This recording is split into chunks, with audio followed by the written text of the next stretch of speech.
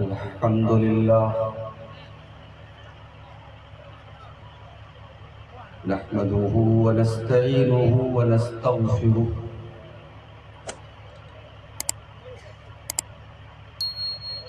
ونعوذ بالله من شرور أنفسنا ومن سيئات أعمالنا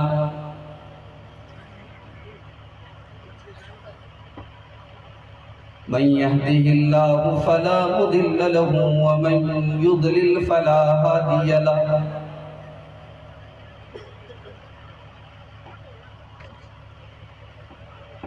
وأشهد أن لا إله إلا الله وحده لا شريك له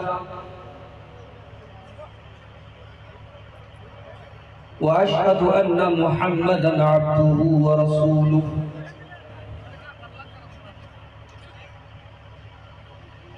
يا أيها الذين آمنوا اتقوا الله حق تقاته ولا تموتن إلا وأنتم مسلمون يا أيها الناس اتقوا ربكم الذي خلقكم من نفس واحدة وخلق منها زوجها وبث منهما رجالا كثيرا ونساء واتقوا الله الذي تساءلون به والأرحام إن الله كان عليكم رقيبا يا أيها الذين آمنوا اتقوا الله وقولوا قولا سديدا يصلح لكم أعمالكم ويغفر لكم ذنوبكم ومن يطع الله ورسوله فقد فاز فوزا عظيما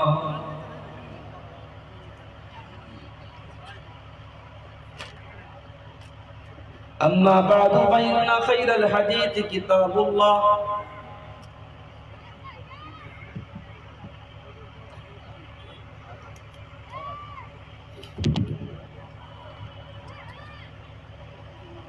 وخير الهدي هدي محمد صلى الله عليه وسلم وشر الأمور محدثاتها وكل محدثة بدعة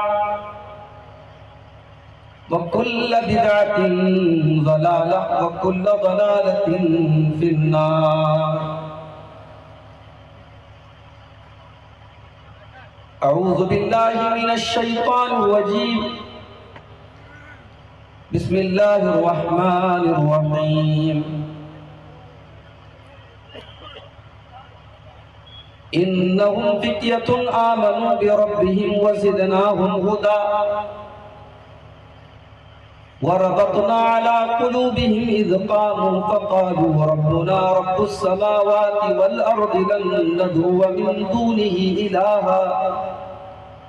لن ندعو من دونه إلها لقد قلنا إذا شططا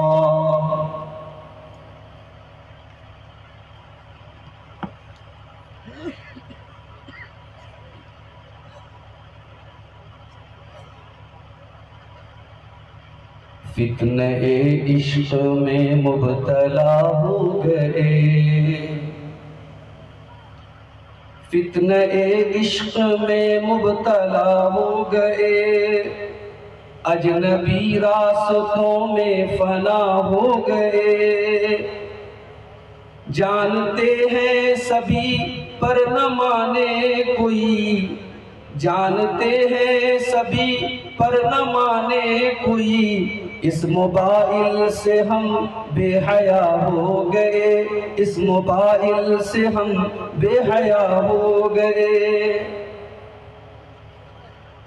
جان من جان جان آپ سے پیار ہے روز و شب رسمی جملوں کی تکرار ہے رسمی جملوں کی زد میں کئی مرد و زن نفس و شیطان کے ہم نوا ہو گئے نفس و شیطان کے ہم نوا ہو گئے اس موبائل سے ہم بے حیا ہو گئے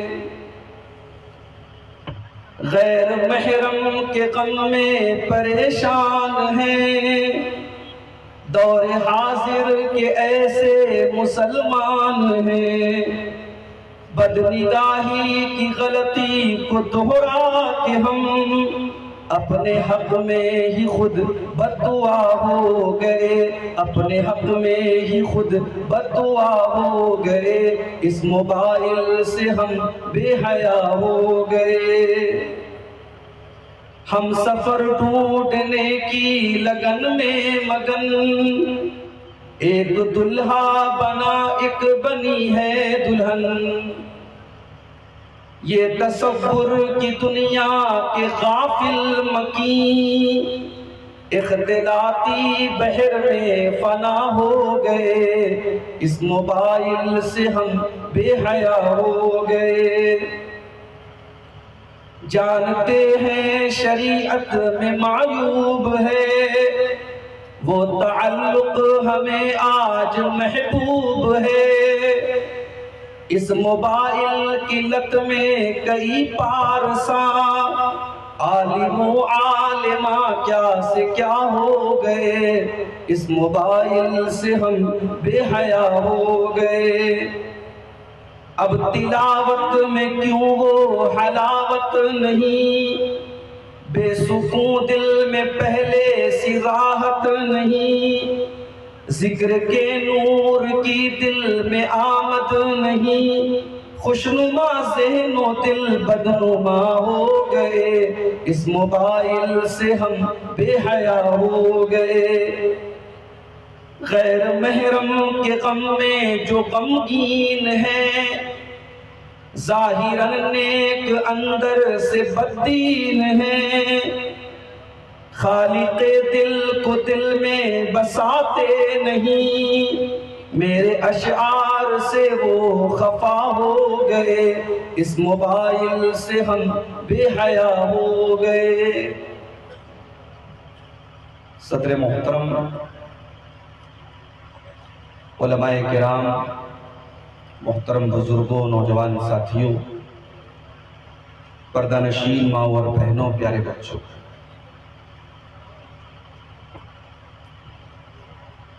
آج کی یہ کانفرنس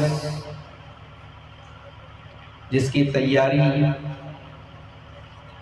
ہمارے یہ احباب مہینوں سے کر رہے تھے، بڑی خوبصورتی کے ساتھ آج کی یہ کانفرنس منعقد ہوئی، اور اب تک آپ نے جماعت کے بڑے نامور علماء کرام کے خطابات سماعت فرمائے۔ مجھ سے پہلے ہماری جماعت کے ایک ایسے مقرر جو ہیں تو ہمارے اتر پردیش کی ہی سرزمین کے، مگر عرصے سے مالیگاؤں میں رہتے ہیں، اور بہت کم یو پی کے پروگراموں میں شیخ کی شرکت ہوتی ہے،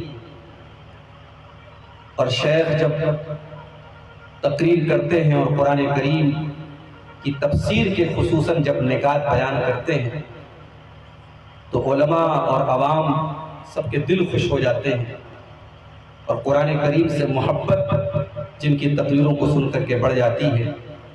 شیخ جلال الدین قاسمی حفظہ اللہ کا خطاب بھی آپ نے سماعت فرمایا۔ آج کے جلسے میں ایک اہم نام مولانا محمد جرجیس سراجی اٹاوی حفظہ اللہ کا بھی تھا، لیکن افسوس یہ ہوا کہ شیخ کے والد محترم جو کافی عمر رسیدہ بھی ہیں اور کئی مہینوں سے بیمار ہیں، اس وقت وہ کافی نازک حالت میں ہیں اور لکھنؤ میں زیر علاج ہے۔ کل مہانے میں شیخ کا پروگرام تھا، جلسے کے منتظمین آپ کے نیپال سے بارڈر کراس کر کے رات میں 12 بجے کے قریب وہاں جا کر کے شیخ سے ملے، ان سے وعدہ کروایا کہ شیخ نے کہا کہ ٹھیک ہے ہم آئیں گے، لیکن آج صبح میری شیخ سے بات ہوئی، انہوں نے کہا کہ شیخ میں نہیں آ سکتا، بہت مشکل ہے، والد صاحب کی طبیعت اس وقت کچھ کہہ نہیں سکتے، 1 منٹ کے لیے بھی میرا یہاں سے ہٹنا مناسب نہیں ہے، اور اس وجہ سے شیخ جرجیس صاحب آج کے پروگرام میں نہیں آ سکتے۔ میں یہ وضاحت اس لیے کر رہا ہوں کیونکہ میں خود اس میدان میں ہوں اور جانتا ہوں کہ بہت سارے عوام الناس میں بہت سارے لوگ ایسے ہوتے ہیں جو اس موقعوں پر جلسے کے منتظمین کو بڑا لان تان کرتے ہیں، برا بھلا کہتے ہیں، اور وہ یہ لوگوں کو باور کراتے ہیں کہ صاحب جھوٹ موٹ میں نام دے دیا گیا اور مولانا نہیں ہے۔ ایسا نہیں ہے، مجبوریاں ہوتی ہیں، ہمارے ساتھ بھی ہوتی ہیں۔ پھر کسی موقع سے آپ ان کی تقریر کو سنیں گے۔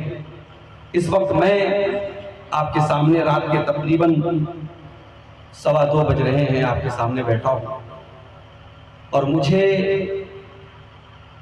یہاں کے منتظمین نے نوجوانوں کے اندر پائی جانے والی ایک بہت بری لعنت، جس کو ہم نشہ کہتے ہیں، نشے کے اوپر خاص طور سے خطاب کرنے کو کہا تھا، لیکن میں نے یہ مناسب سمجھا کہ جب ہم بات نشے کی کریں گے تو پھر ہم ایک عمومی بات کریں گے اور نوجوانوں کے اندر پائے جانے والے مختلف بگاڑ کو ہم دیکھیں گے کہ آج ہمارے نوجوانوں میں کون کون سی ایسی چیزیں ہیں جو ہمارے نوجوانوں کو برباد کر رہی ہیں، ہمارے نوجوانوں کو کھوکھلا کر رہی ہیں۔ اور جب ہم بات نوجوانوں کی کریں گے تو ہماری تقریر کا ایک پہلو ہماری ماؤں بہنوں کے تعلق سے بھی ہوگا کہ سماج کی بربادی میں اور سماج کو بنانے میں خواتین کا کیا کردار ہو سکتا ہے، عورتوں کا کیا کردار ہو سکتا ہے۔ تقریر کا آخری پہلو ہمارا اس پر بھی ہوگا انشاءاللہ۔ اس سے پہلے کہ میں نوجوانوں کے اندر پائے جانے والی کچھ برائیوں اور کچھ خرابیوں کی طرف اشارہ کروں، سب سے پہلے ہم یہ دیکھ لیں کہ ہماری شریعت میں ایک نوجوان کو کیا مہتو دیا گیا ہے، کیا اہمیت دی گئی ہے۔ ایک مسلمان، ایک اسلامی شریعت کی نظر میں ایک نوجوان کا امپورٹنس کیا ہے، اس کی اہمیت کیا ہے۔ میرے بھائیوں، کل جمعہ کا دن ہے، اللہ ہمیں اور آپ کو اگر توفیق دے گا ہم جمعہ کے دن سورہ کہف کی تلاوت کریں۔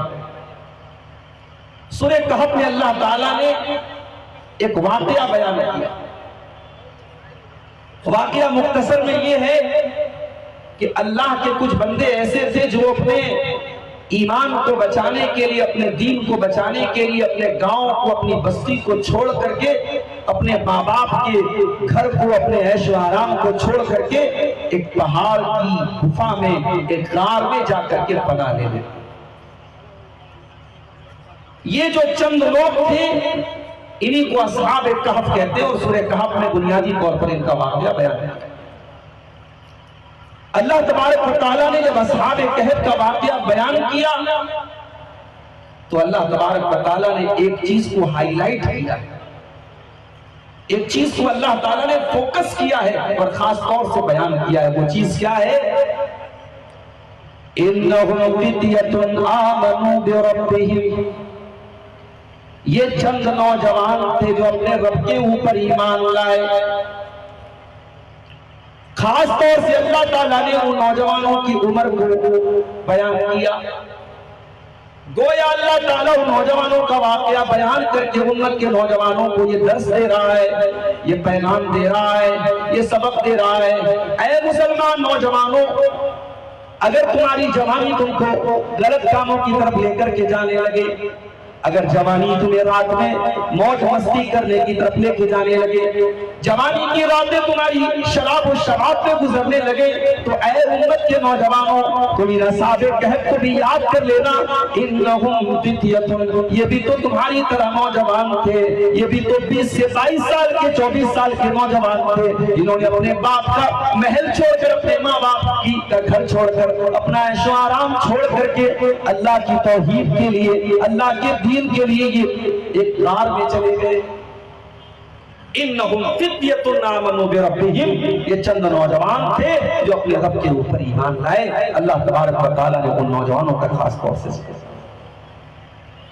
اور آگے بڑھیے، قرآن مجید میں اللہ تعالیٰ نے ابراہیم علیہ السلام کا واقعہ بیان کیا۔ ابراہیم علیہ السلام اپنی قوم کے اندر اکیلے، توحید والے ساری قوم مشرک ہے، ساری قوم پتھر کے بتوں کی عبادت کر رہی ہے۔ اکیلے توحید پر ابراہیم علیہ السلام ہے اور اتنا بڑا خطرے کا کام یہ کرتے ہیں کہ اپنی قوم کے بت خانے میں داخل ہوتے ہیں اور اپنی قوم کے سارے معبودوں کو توڑ دیتے ہیں، ان کو ریزہ ریزہ کر دیتے ہیں، ان کو چورا چورا کر دیتے ہیں، ایک بڑے والے بت کو چھوڑ کر کے باقی سارے بتوں کو توڑ دیتے ہیں۔ قوم کے لوگ جب میلے سے واپس آتے ہیں اور اپنے معبودوں کی یہ صورت دیکھتے ہیں تو قوم کے لوگ کیا کہتے ہیں؟ کہتے ہیں من والا ھذا بآلہتنا، ہمارے معبودوں کے ساتھ یہ سلوک کس نے کیا ہے؟ قالوا سمعنا فتى یذکرہم یقال لہ ابراہیم۔ تو قوم کے کچھ لوگ کہتے ہیں ہم نے ایک نوجوان کو دیکھا ہے جس کا نام ابراہیم ہے، وہی بتوں کے پیچھے پڑا رہتا ہے، وہی بتوں کی برائی کیا کرتا ہے، یہ کام ضرور ابراہیم کا ہوگا۔ میرے پیارے ساتھیوں، اتنا بڑا رسک لینا، اپنی جان کا رسک لینا اور اپنے پورے قوم سے ٹکر لینا، یہ کام اگر کر سکتا ہے تو ابراہیم نام کا ایک نوجوان ہی کر سکتا ہے۔ یہاں پر بھی اللہ تعالیٰ نے ابراہیم علیہ السلام کی نوجوانی کو خاص طور سے ذکر کیا اور امت کے نوجوانوں کو یہ بتایا کہ اے امت محمدیہ کے نوجوانوں، شرک کا خاتمہ کرنا اور توحید کو دنیا میں عام کرنا اگر یہ کام کوئی کر سکتا ہے تو نوجوان ہی کر سکتا ہے۔ نوجوانوں کو سب سے زیادہ اگر کسی بات کا ڈر ہوتا ہے تو شہوت کے فتنے کا ڈر ہوتا ہے۔ کہتے ہیں جوانی بڑی مستانی ہوتی ہے، جوانی کی عمر میں انسان کے بہکنے کے چانس زیادہ ہوتے ہیں، اسی لیے اللہ کے پیارے نبی نوجوانوں کے جذبات کا بہت خیال رکھتے تھے۔ ایک مرتبہ آپ کے کچھ صحابہ آپ کے پاس آتے ہیں اور اللہ کے نبی ان کو دین سکھاتے ہیں اور وہ لوگ اللہ کے نبی کے پاس 20 دن تک رہتے ہیں، 20 دن تک وہ اللہ کے نبی کے پاس آ کر کے دین سیکھتے ہیں۔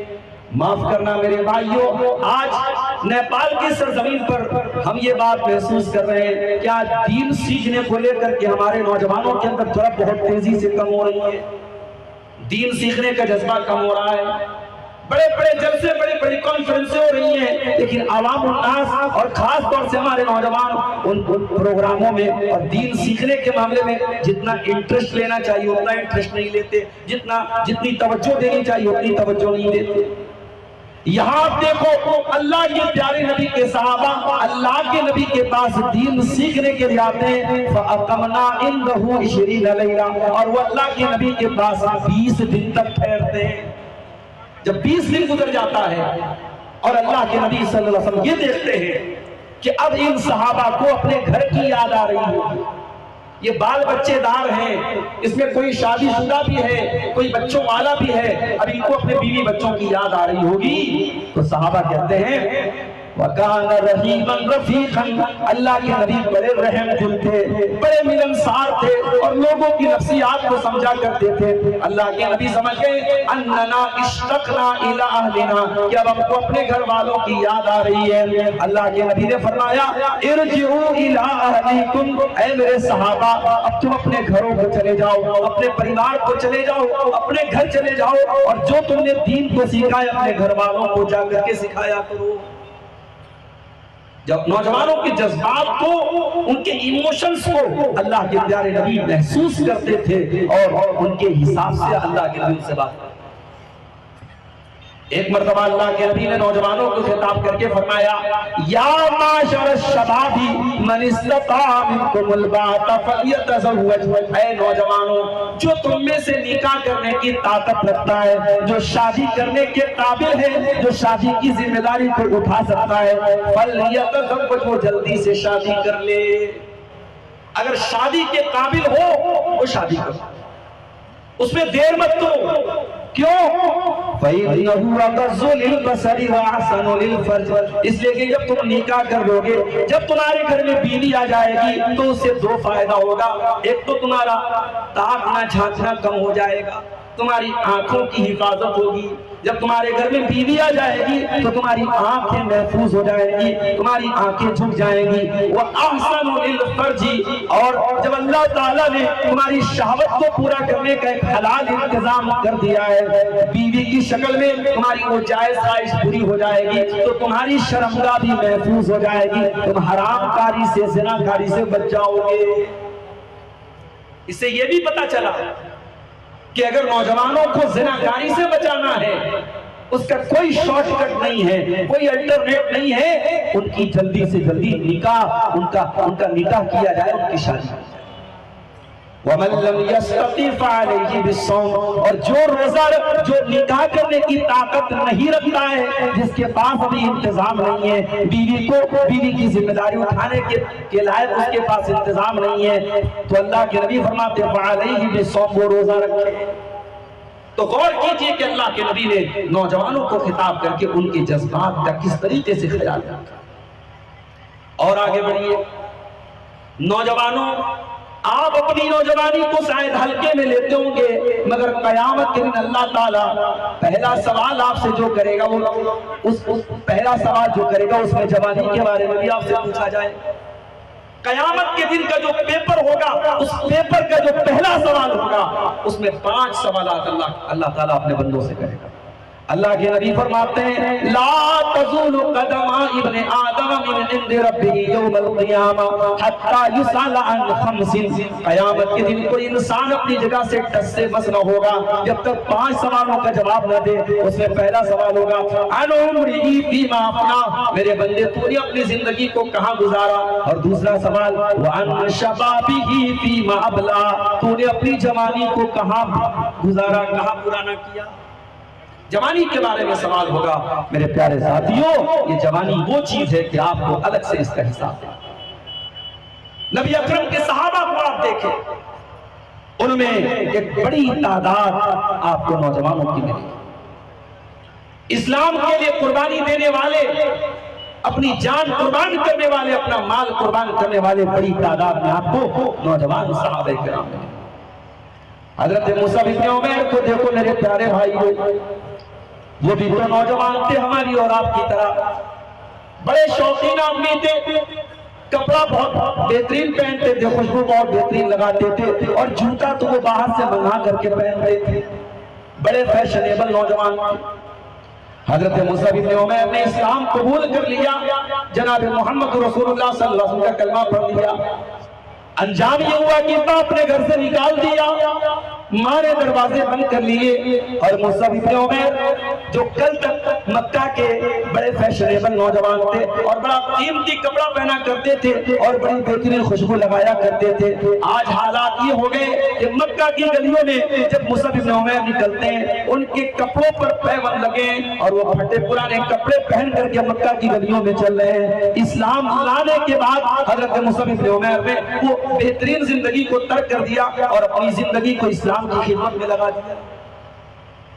اور یہی مصعب بن عمیر تھے، اللہ کے پیارے نبی صلی اللہ علیہ وسلم نے ان کو اپنا ایمبیسڈر بنا کر کے، اپنا سفیر بنا کر کے مدینہ بھیجا۔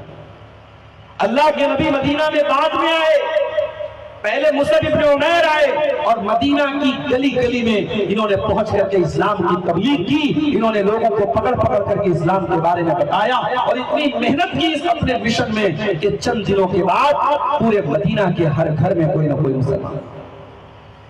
میرے بھائیوں، نیپال کی سرزمین پر میں بیٹھا ہوں، جہاں اسلام کو ماننے والے بڑی کم تعداد میں اور شرک کرنے والے اور جانوروں کو اپنا معبود ماننے والے اور پتھروں کو اپنا معبود ماننے والے اور کیڑے مکوڑوں کو اپنا رب ماننے والے بڑی تعداد میں آپ کے ملک میں موجود ہیں۔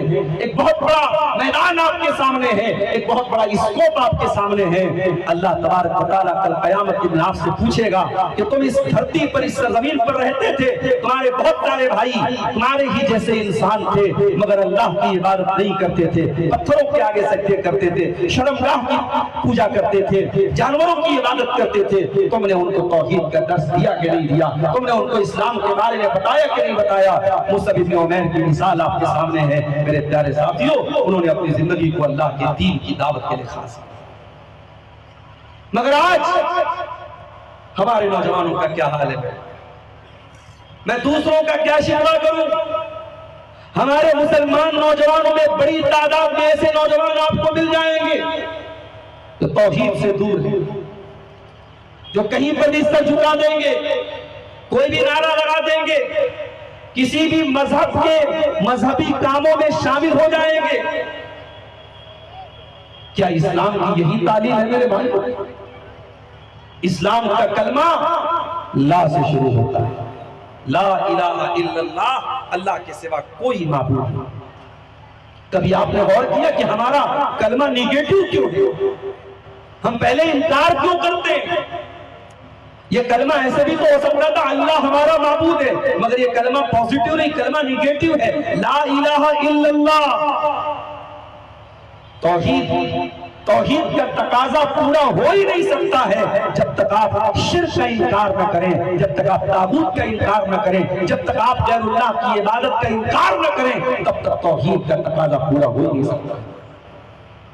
مگر آج کتنے مسلمان ایسے جو شرک کر رہے ہیں، کوئی پتھر کے آگے سر جھکا رہا ہے، کوئی مزاروں کے آگے سر جھکا رہا ہے، کوئی بلیوں کتے کی عبادت کر رہا ہے، اور مسلمانوں میں بھی ایک بڑی تعداد میں ایسے لوگ موجود ہیں جو توحید اور شرک کا مطلب بھی نہیں جانتے۔ مولانا الطاف حسین حالی نے 100 سال پہلے کہا تھا، کرے غیر بت کی پوجا تو کافر، کواکب میں مانے کرشمہ تو کافر، جھکے آگ پر بہر سجدہ تو کافر، جو ٹھہرائے بیٹا خدا کا تو کافر، مگر مومنوں پر کشادہ ہے راہیں، پرستش کرے شوق سے جس کی چاہیں، نبی کو جو چاہیں خدا کر دکھائیں، اماموں کا رتبہ نبی سے بڑھائیں، مزاروں پہ جا جا کے نظریں چڑھائیں، شہیدوں سے جا جا کے مانگے دعائیں، نہ توحید میں کچھ کمی اس سے آئے، نہ اسلام بگڑے نہ ایمان جائے۔ وہ سارے کام جو غیر مسلم اپنے معبودوں کے ساتھ کرتا ہے، مسلمان اگر وہی کام اپنی قبروں کے ساتھ کرتا ہے، اپنی مزاروں کے ساتھ کرتا ہے، تو میرے بھائیو وہ صحیح کیسے ہو جائے گا؟ غلط تو غلط ہے، پتھر کے بت کے ساتھ بھی غلط ہے اور قبر اور مزار کے ساتھ۔ اسلام نے شرک کی بنیادوں کو ختم کیا ہے، قرآن کی آیتیں بھری پڑی ہیں توحید کے اعلان سے اور شرک کی برات سے اور شرک کی تردید سے۔ اللہ فرماتا ہے سورہ فاتح کے اندر، وَالَّذِينَ تَدْعُونَ مِن دُونِهِ مَا يَمْلِكُونَ مِن قِطْمِيرٍ، تم اللہ کو چھوڑ کر کے جن کو پکارتے ہو وہ قطمیر کے بھی مالک نہیں ہے، وہ کھجور کی گٹلی کے اوپر جو باریک سی جھلی ہوتی ہے اس جھلی کے بھی مالک نہیں ہے۔ إِن تَدْعُوهُمْ لَا يَسْمَعُوا دُعَاءَكُمْ، اگر تم ان کو پکارو گے وہ تمہاری پکار کو سن نہیں سکتے، وَلَوْ سَمِعُوا مَا اسْتَجَابُوا لَكُمْ، اور اگر سن بھی لے تو جواب نہیں دے سکتے۔ ہمارے بھارت میں بعض شہروں میں جاتا ہوں تو ان شہروں کی پہچان ہوتی ہے، صاحب وہاں گلی گلی میں قبر اور مزارات ہیں۔ ابھی دبئی کے اندر بارش ہوئی، 70 سال کے بعد ایسی خطرناک بارش ہوئی تو ہمارے کچھ بھائیوں نے سوشل میڈیا پر یہ لکھا کہ صاحب دبئی کے اندر مندر بنا ہے اور دبئی کے اندر غیر اللہ کی عبادت کا ایک جگہ بنی ہے، اس لیے دبئی کے اندر اللہ کا عذاب ہے۔ میں نے کہا کہ اگر اللہ کا عذاب مندر کے بننے سے آ رہا ہے تب تو ہمارے بھارت کو اور ہمارے ملک کو اور ہمارے شہروں کو تو بہت پہلے برباد ہو جانا چاہیے۔ ہمارے شہروں میں ہمارے ملک میں تو گلی گلی نگر نگر اور ہر چوراہے پر کوئی نہ کوئی غیر اللہ کی عبادت کا گھر موجود ہے۔ جو غلط ہندوستان میں ہے وہی غلط دبئی میں بھی ہونا چاہیے۔ اگر آپ کے ملک میں کوئی کام ہو رہا ہے اور وہ آپ کی نظر میں اتنا غلط نہیں ہے تو دبئی اور سعودی عرب میں وہی کام ہو رہا ہے تو آپ اس پر اعتراض کریں صاحب وہاں یہ ہو رہا ہے وہاں وہ ہو رہا ہے۔ آپ اپنے گلی اپنے محلے اپنے گھر اور اپنے خاندان کی آپ کو خبر نہیں اور آپ بیٹھ کر کے دبئی اور سعودی عرب کے حالات کا ٹھیکرا اپنے سر کو پھوڑ رہے ہیں۔ معاف کرنا میرے بھائی، یہ سوشل میڈیا کا دور ہے، انسان دوسروں کے لیے جج بن گیا اور اپنے لیے وکیل بن گیا اور دوسروں کی چھوٹی چھوٹی چیزیں اس کو نظر آ رہی ہے اور اپنی بڑی بڑی چیزیں اس کو نظر نہیں۔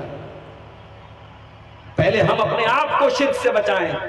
کہیں ہمارے گھر میں تو شرک نہیں ہو رہا ہے، اگر ہمارے محلے میں ہمارے گاؤں میں ہمارے علاقے میں کہیں شرک ہو رہا ہے تو پہلے ہم اس شرک کو روکنے کی کوشش کریں۔ میرے پیارے ساتھیوں، شرک اللہ تبارک و تعالیٰ کی گستاخی اور اللہ تعالیٰ کی توہین ہے۔ شرک کرنے والا اللہ تبارک و تعالیٰ کی ناقدری کرتا ہے۔ اللہ نے فرمایا سورہ حج کے اندر، یا ایھا الناس ضرب مثل فاستمعوا لہ ان الذین تدعون من دون اللہ لن یخلقوا ذبابا ولو اجتمعوا لہ۔ اے لوگوں، اللہ تعالیٰ ایک مثال دے رہا ہے، تم غور سے سنو۔ جو تم اللہ کو چھوڑ کر کے جن کو پکارتے ہو وہ ایک مکھی پیدا کرنے کی طاقت نہیں رکھتے۔ وَإِن يَسْلُبْهُمُ الذُّبَابُ شَيْئًا لَا يَسْتَنقِذُوهُ مِنْهُ، اگر مکھی کوئی کھانے پینے کی چیز کو لے کر کے اڑ کے چلی جائے تو وہ تمہارے معبودان باطلا اس قدر بے بس اور کمزور ہے کہ اس مکھی سے اپنا وہ سامان چھین نہیں سکتے۔ ضعف الطالب والمطلوب، مانگنے والا بھی کمزور اور جس سے مانگا جا رہا ہے وہ بھی کمزور کمزور سے مانگ رہا ہے، بندہ بندے سے مانگ رہا ہے۔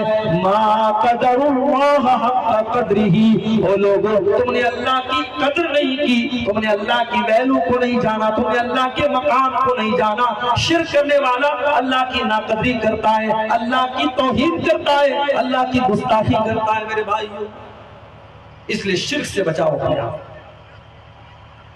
اپنے پریوار اور اپنے بچوں کو شرک سے بچاؤ۔ میرے پیارے ساتھ، حالات بڑے نازک ہیں۔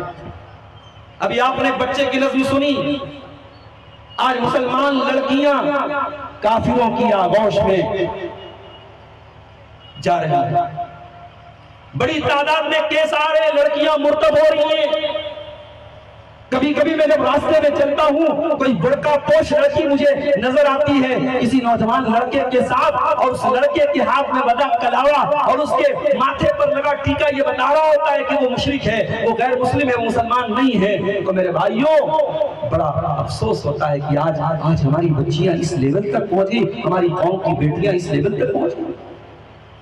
میرے پیارے ساتھی، ایک مسلمان کی سب سے بڑی اونچی اس کی توحید ہے۔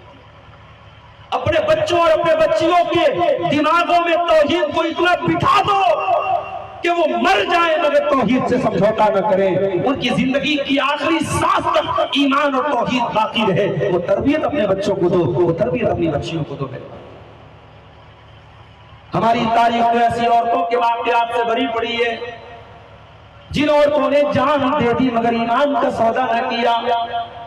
ہم نے تاریخ میں سمیہ بنت خیاط کا واقعہ بھی پڑھا ہے۔ سمیہ تو وہ عورت ہے جن کا جوان بیٹا اور جن کا شوہر ان کے سامنے موجود ہے، اور جوان بیٹے کے سامنے ابو جہل یہ دھمکی دیتا ہے، اے سمیہ اگر تو نے محمد کا دین نہ چھوڑا، اے سمیہ اگر تو نے توحید کو نہ چھوڑا، اگر تو نے اسلام کو نہ چھوڑا، اے سمیہ تیرے جوان بیٹے کے سامنے تجھے بے آبرو کر دیں گے، تجھے ننگا کر دیں گے، تیرے بدن سے کپڑے اتار لیں گے۔ سمیہ نے اپنے جوان بیٹے کے سامنے یہ اذیت بھی گوارا کر لی۔ جوان بیٹے کے سامنے سمیہ کے بدن سے پیرہن اتار لیا گیا، سمیہ کو ننگا کر دیا گیا۔ ہائے ہائے، چشمے پلک کو یہ منظر بھی دیکھنا تھا، جوان بیٹے کے سامنے اس کی ماں کو ننگا کر دیا گیا۔ ایمان کی عظمت اس قدر سمیہ کے دل میں تھی، انہوں نے ایمان سے سمجھوتا نہ کیا اور بڑی بے دردی سے ابو جہل نے سمیہ کو شہید کر دیا۔ اسلام کی راہ میں پہلا خون بہانے والی خاتون حضرت سمیہ تھی۔ وہ میری پیاری ماں بہنوں، ہماری تاریخ تو ایسی عورتوں کے واقعات سے بھری پڑی ہے جنہوں نے جان دے دی، بدن کا خون بہا لیا مگر ایمان کو نہ چھوڑا، توحید کو نہ چھوڑا۔ آج تمہاری توحید اتنی کمزور کیسے ہو گئی کہ کوئی سوشل میڈیا پر آیا، کوئی فیس بک پر آیا، کوئی انسٹاگرام پر آیا، کوئی واٹس ایپ پر آیا اور اس نے آئی لو یو بول دیا، اس نے محبت کا اقرار کر دیا، دو چار تعریفی کلمات بول دیے اور تم اس قدر پیدا ہو گئی، اس قدر اس کے اوپر قربان ہو گئی کہ اپنا دین اور ایمان کو اس کے لیے تم نے چھوڑ دیا۔ اور آپ کو شاید اندازہ نہیں ہے، سوشل میڈیا پر باقاعدہ کیمپین چلایا جاتا ہے، اسلام دشمن طاقتوں کے باقاعدہ فیس بک پر پیجز موجود ہیں جہاں مسلمان برقع نشین لڑکی کو کسی غیر مسلم کے باہوں میں دکھایا جاتا ہے اور لڑکیوں کو یہ بتایا جاتا ہے کہ یہ عام ہو رہا ہے، اس میں کوئی حرج کی بات نہیں ہے، تم اگر اسلام کی پابندیوں سے نکلنا چاہتی ہو تو آؤ اور غیر مسلموں کے ساتھ تم محبت کرو اور ان کے ساتھ تم شادی کرو. مسلمان کے گھر میں رہو گی تمہیں نقاب میں رہنا پڑے گا, تمہیں برقع پہننا پڑے گا, تمہیں بڑی پابندیوں میں رہنا پڑے گا. آؤ ہم تمہیں آزادی دیں گے. میری پیاری ماں اور بہنوں, جس کو یہ آزادی کا نام دیتے ہیں وہ آزادی نہیں ہے, وہ آزادی نہیں ہے, وہ بہت بڑی غلامی ہے. اور واقعات یہ بتاتے ہیں کہ یہ مسلمان لڑکیاں جو مرتب ہوتی ہیں, یہ غیر مسلم جب ان کو لے کے جاتے ہیں پہلے تو ان کی عزت کے ساتھ کھیلتے ہیں, اور جب ان سے من بھر جاتا ہے, جب دل بھر جاتا ہے, ان کو کاٹ کے کہیں پھینک دیتے ہیں, یا کسی کوٹھے پہ جا کے بیچ دیتے ہیں, کسی ہوٹل میں جا کے بیچ دیتے ہیں. عزت بھی گئی, دین بھی گیا, دنیا بھی گئی, آخرت بھی گئی. میری پیاری بہنوں, آج اس انجام کو اپنے سامنے رکھو اور ایک مومن کی سب سے بڑی جو پونجی اور کیپٹل ہے توحید اور ایمان, اس کی حفاظت کرو. اور میرے پیارے ساتھیوں, اپنے بچوں کی ایسی تربیت کرو کہ وہ مرتے دم تک ایمان اور توحید پر پائیں. اور آگے بڑھیے. ہمارے نوجوانوں کے اندر ایک بہت بڑی خرابی یہ بھی پائی جا رہی ہے, ان کے اندر دین کی جانکاری نہیں ہے. اتنا بڑا بچہ بیٹا ہے, کتنے نوجوان ایسے مل جائیں گے جن سے پوچھو کہ تمہیں جنازے کی نماز کا طریقہ آتا ہے, سر جھک جائے گا, نہیں مولوی صاحب. تمہیں جنازے کی نماز کی دعا آتی ہے, نہیں مولوی صاحب. باپ مر گیا, بیٹا باپ کے جنازے کی نماز پڑھ رہا ہے. اس قدر وہ بیٹا دین سے دور ہے, اپنے باپ کے جنازے میں کھڑا ہو کر کے اپنے باپ کی مغفرت کی دعا بھی نہیں کر پا رہا ہے, اپنے باپ کے جنازے کی نماز بھی صحیح طریقے سے نہیں پڑھ رہا ہے. یہ مسلمان کے دین کا حال ہے. میرے پیارے ساتھیوں, میں نہیں کہتا کہ مدرسوں میں اپنے بچوں کو داخل کرو, میں ضروری قرار نہیں دیتا کہ مدرسوں ہی میں جاؤ. تمہیں اسکول میں پڑھنے کا شوق ہے تم اسکول میں پڑھو, تمہیں کالجوں میں پڑھنے کا شوق ہے تم کالجوں میں پڑھو, تم کہیں بھی چلے جاؤ, مگر کم سے کم دین کا اتنا علم تو حاصل کرو. اپنے اللہ کو تو پہچان لو, اپنے رسول کو تو پہچان لو, اپنی توحید کو تو پہچان لو, اپنی نماز کا طریقہ تو جان لو, اپنی ضروری دین کی باتیں تو جان لو. معاف کرنا میرے پیارے ساتھیوں, دین کی جانکاری حاصل کرنا یہ جامعہ سراج العلوم کے فارغ ہونے والے صرف طلباء کے لیے ضروری نہیں ہے, یہ آپ کے نیپال کے علماء کے لیے ضروری نہیں ہے. دین کی جانکاری حاصل کرنا یہ ہر مسلمان کے لیے ضروری ہے. اللہ کے نبی فرماتے ہیں طلب العلم فریضۃ علی کل مسلم, دین کا ضروری علم, دین کا بیسک علم ہر مسلمان کے لیے ضروری ہے. دین کا بیسک علم سب کو سیکھنا چاہیے. آج حالات یہ ہے, ابھی ایک نوجوان مجھ سے پوچھ رہا تھا, مولوی صاحب بیوی سے ملاقات کے بعد اگر انسان ناپاک ہو جائے تو کیا اپنے کمر کے نیچے کے حصے کو اگر وہ دھو لے, پانی سے صاف کر لے, تو کیا وہ نماز پڑھ سکتا ہے؟ ایک بیسک بات, ایک موٹی بات ہمارے نوجوان کو نہیں پتا ہے کہ اگر کوئی بیوی کے ساتھ ملاقات کرتا ہے اور ناپاک ہوتا ہے تو اس کے اوپر غسل واجب ہوتا ہے, کمر کے نیچے کا حصہ دھو لینے سے وہ پاک نہیں ہو سکتا. یہ ایک بڑی بیسک اور بڑی موٹی سی بات ہے, ہمارے بعض نوجوانوں کو یہ بات نہیں. کتنی عورتیں ہیں ان کو حیض اور نفاس کے جو ضروری مسائل وہ نہیں معلوم, کتنے ہمارے مرد حضرات ہیں ان کو غسل کا طریقہ نہیں معلوم ہے, ان کو وضو کا طریقہ نہیں معلوم ہے, ان کو نماز کی دعائیں نہیں معلوم ہے. میرے پیارے ساتھیوں, آج ہم دین سے کس قدر, ہاں دنیا کی جانکاری آپ پوچھ لو, پالیٹکس کے بارے میں آپ پوچھ لو, کرکٹ کے بارے میں آپ پوچھ لو, بالی ووڈ کی فلموں کے بارے میں آپ پوچھ لو, جنرل نالج آپ پوچھ لو, بہترین معلومات ہے, لیکن دین کی معلومات زیرو ہے. اللہ ایسے ہی لوگوں کے بارے میں قرآن میں کہتا ہے یعلمون ظاہرا من الحیات الدنیا, یعلمون ظاہرا من الحیات الدنیا وہم عن الآخرۃ ہم غافلون. میرے کچھ بندے ایسے بھی ہوتے ہیں جو دنیا کی بڑی جانکاری رکھتے ہیں مگر آخرت کے سے بالکل غافل ہوتے ہیں, آخرت کی کوئی جانکاری ان کو نہیں ہوتی. امام سفیان ثوری کہتے ہیں کہ بعض لوگ انہوں نے ماہر ہوتے ہیں کہ سونے کا سکہ اپنے انگلی کے ناخن پہ رکھ کے بتا دیں گے کہ سونے کے سکے کا وزن کتنا ہے, لیکن 2 رکعت نماز پڑھنے کہہ دو تو نہیں پڑھ پائیں گے.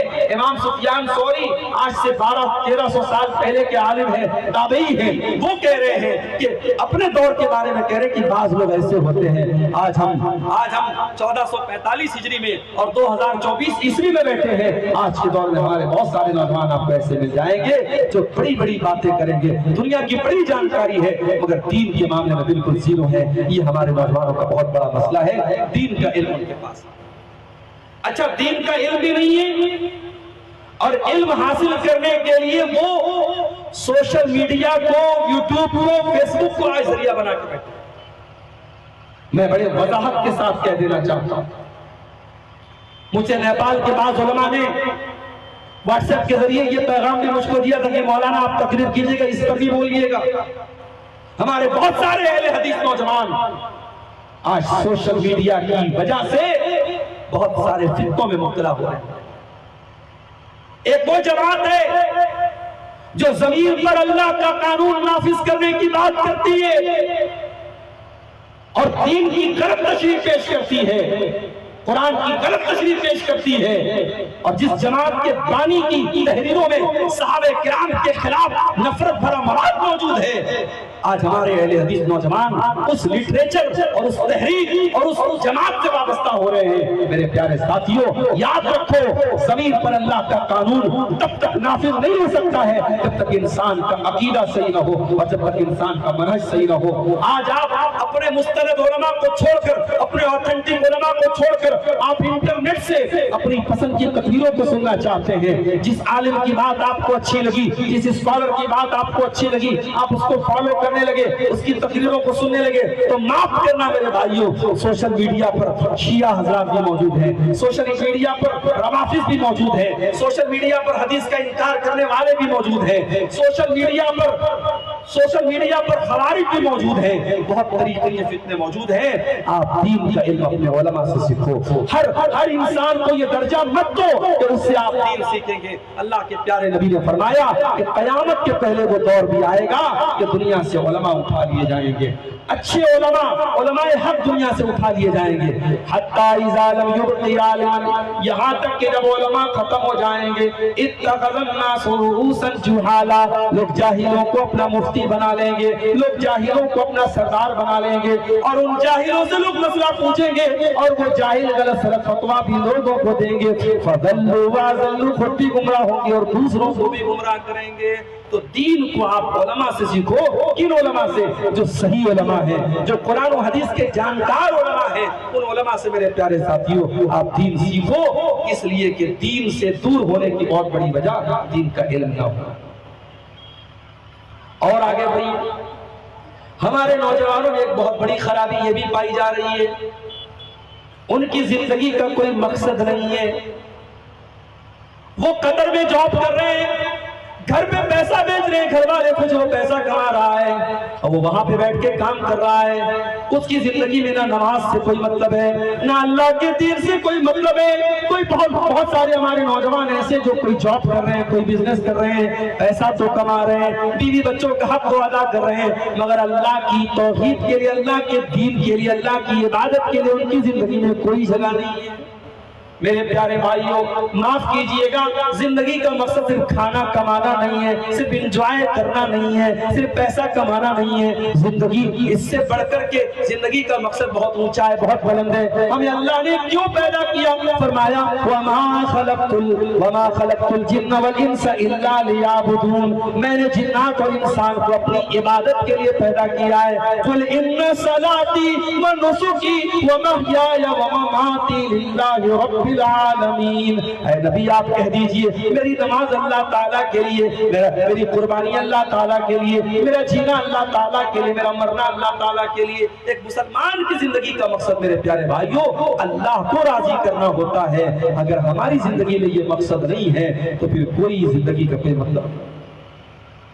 زندگی میں ہر چیز جب تک اپنے مطلب کو پورا کرتی ہے, یہ موبائل ہے, کبھی آپ غور کیجئے گا, موبائل پر ہم ویڈیو بھی دیکھتے ہیں, موبائل پر فیس بک بھی چلاتے ہیں, موبائل پر چیٹنگ بھی کرتے ہیں, مگر موبائل پر جب کوئی کال آتی ہے, کسی کا فون آتا ہے, ویڈیو پیچھے چلا جاتا ہے, کیلکولیٹر پیچھے چلا جاتا ہے, کیلنڈر پیچھے چلا جاتا ہے, موبائل کے اوپر سب سے سامنے کال آ جاتی ہے. یعنی موبائل کو بھی پتا ہے کہ میرا اصل مقصد کال کرنا ہے, میرا اصل مقصد ایک دوسرے کو کنیکٹ کرنا ہے تو اپنے اصل مقصد کو پورا کرنے کے لیے موبائل کے اوپر سب سے اوپر کال آ جاتی ہے۔ میرے پیارے ساتھیوں، آپ پیسہ کمائیے، آپ بیوی بچوں کو خوب اچھی زندگی دیجیے، آپ خوب محنت کیجیے، مگر اپنے زندگی کے مقصد کو مت بھولیے۔ بس ایک سکن بن رہے عاجز کا رہے یاد اللہ کو، اور اپنی حقیقت کو نہ بھولو۔ انسان اپنی زندگی کے مقصد کو پہچانے اور انسان یہ بات یاد رکھے، وہ دنیا میں امتحان دینے آیا ہے، وہ دنیا میں عمل کر رہا ہے،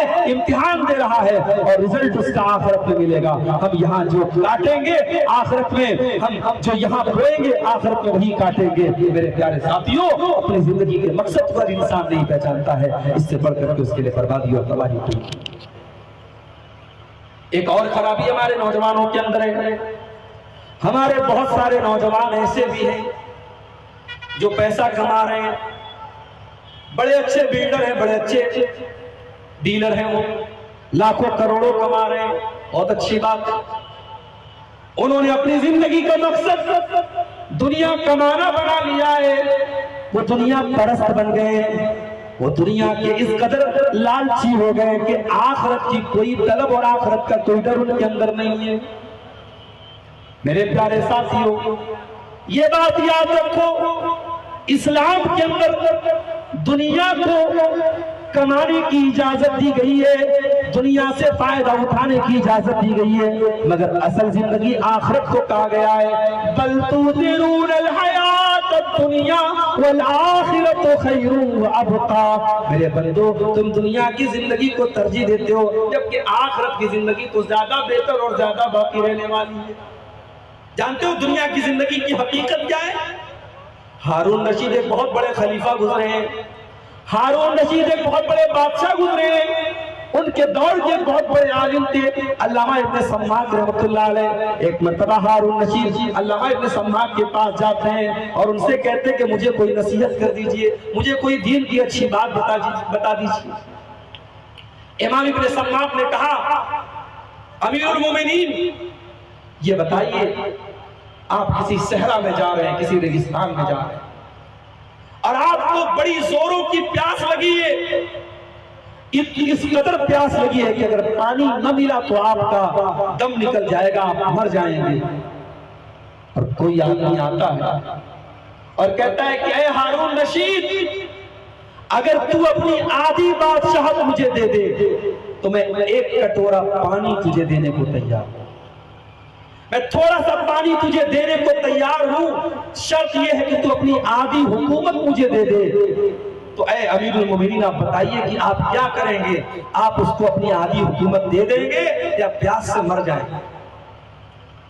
ہارون رشید نے کہا، اے ابن سماک، اگر ایسی سچویشن آ گئی کہ پیاس سے میری جان نکل رہی ہے اور وہ آدمی پانی کے چند قطروں کے بدلے میں میری آدھی حکومت مانگ رہا ہے تو میں دے دوں گا، میں پانی لے کر کے پہلے اپنی پیاس کو بجھاؤں گا، اپنی جان بچاؤں گا۔ ابن سماک نے کہا کہ بہت اچھی بات ہے، اب ایک قدم آگے اور بڑھیے، پانی آپ نے پی لیا، پانی آپ کے پیٹ میں چلا گیا، اب آپ کا پیشاب رک گیا ہے، پیشاب نہیں ہو رہا ہے، آپ تکلیف میں درد سے تڑپ رہے ہیں مگر پیشاب نہیں نکل پا رہا ہے، پیشاب بند ہو گیا ہے۔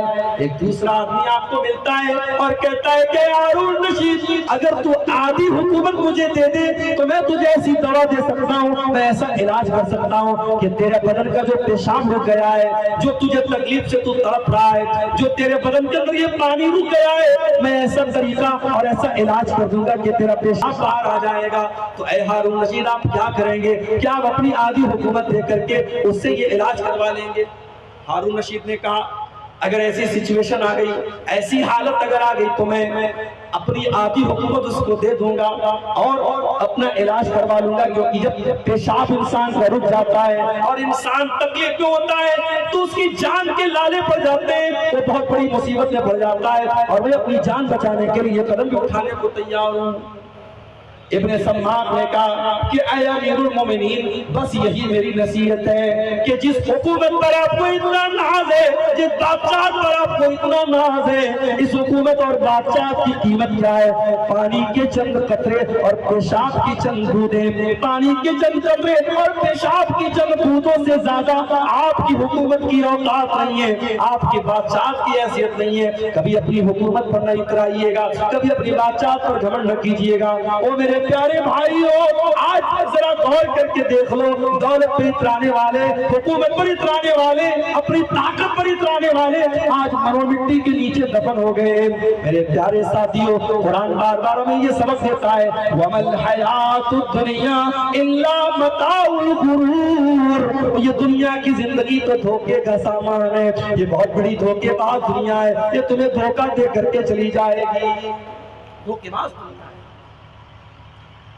دنیا سے کبھی دل نہ لگانا ہے۔ میرے نبی نے کبھی دنیا سے دل نہیں لگانا۔ میرے نبی اپنے آخری ٹائم میں انتقال سے کچھ دن پہلے منبر پہ چڑھتے اور خطبہ دیتے ہیں، سر پہ پٹی باندھے ہوئے ہیں، بیمار ہیں، کمزور ہیں، صحابہ سامنے بیٹھے ہیں، اللہ کے نبی خطبہ دیتے ہیں اور خطبے میں کیا کہتے ہیں؟ ان اللہ خیر عبدا بین ان یؤتیہ من زہرۃ الدنیا وبین ما عنده فاختار ما عنده۔ او لوگو، اللہ تعالیٰ اپنے ایک بندے کو یہ آپشن دے رہا ہے، یہ اختیار دے رہا ہے، یہ چوائس دے رہا ہے کہ اے میرے بندے، تو چاہے تو دنیا کی چمک دمک لے لے، تو دنیا کی زندگی لے لے، دنیا کی دولت لے لے، اور چاہے تو میرے پاس آ جا، میں اپنی نعمتیں تجھ کو دے دوں۔ تو اللہ کے اس بندے نے اللہ کے پاس کی نعمتوں کو لے لیا اور دنیا کو ٹھکرا دیا، دنیا کو ٹھوکر مار دی۔ ابھی نبی نے اتنا ہی بیان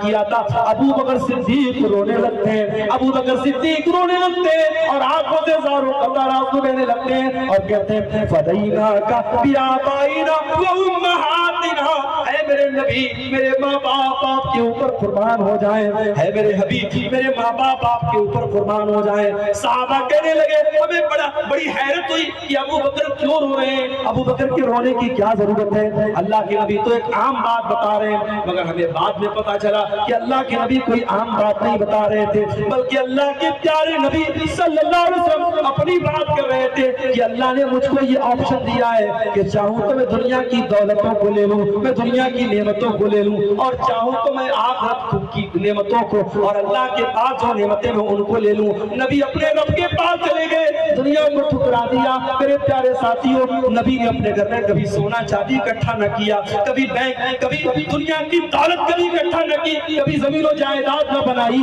میرے نبی کی سیرت تو ایسی تھی کہ شاعر کہتا ہے سلام اس پر کے جس کے گھر میں چاندی تھی نہ سونا تھا، سلام اس پر کے ٹوٹا بھوریا جس کا بچھونا تھا، سلام اس پر جو امت کے لیے راتوں کو روتا تھا، سلام اس پر جو فرش خاک پر جاڑے میں سوتا تھا۔ ہمارے نبی تو ایسے تھے، دنیا سے دل نہیں لگایا نبی، اور نبی کے صحابہ بھی ایسے تھے۔ نبی کے صحابہ نے بھی کبھی دنیا سے دل نہیں لگایا، کبھی دنیا پرست نہیں ہوئے، دنیا کے طرفدار نہیں ہوئے۔ دنیا نے انہوں نے دنیا کو ٹھوکر مار دی، دنیا نے ان کے گھروں کو دستر دی، انہوں نے دنیا کو ٹھوکر۔